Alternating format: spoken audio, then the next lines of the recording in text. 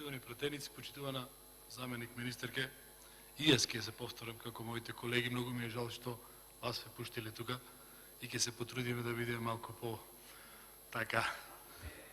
поумерени. Благодарам, колега. Бидејќи на крајот на криштата вие сте најмалку криви за хаосот што како влада го предизвикавте во економијата.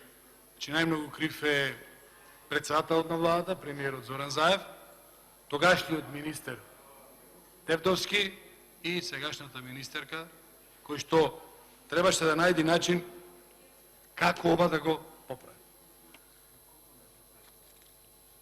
Целта, вика, на законот која се носеше, беше да се овозможи поправеден систем за оданочување на доход и намалување на социјална нееднаквост.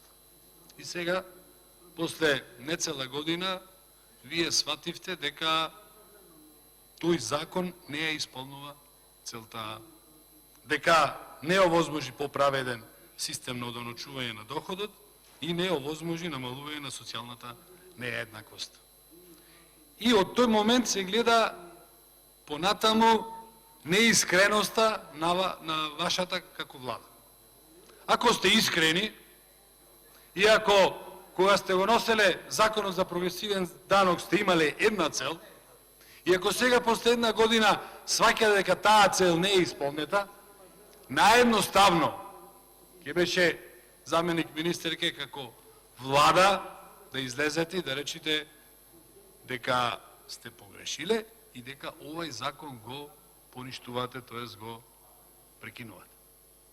Вака го пролонгирате за уште 3 години, демек ќе направите дополнителни анализи, демек во тие 3 години ќе ги задолжите Македонска берза, Комисија за хартија од вредност и Централен депозитар да се ангажираат за градење на електронски поврзан систем за плаќањето да не биде натоварна и волја на граѓаните.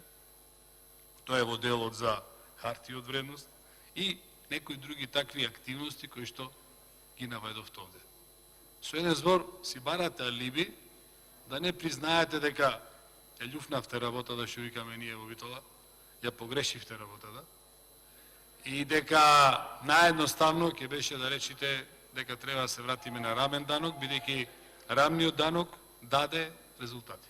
Прогресивниот данок очигледно не дава резултати и самото тоа вие го признавате.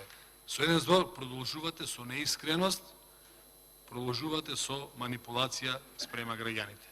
На овај начин дилемата и несигурноста во економијата во Република Македонија и во владата продолжува и натаму. Благодарам, Благоје Деспотовски.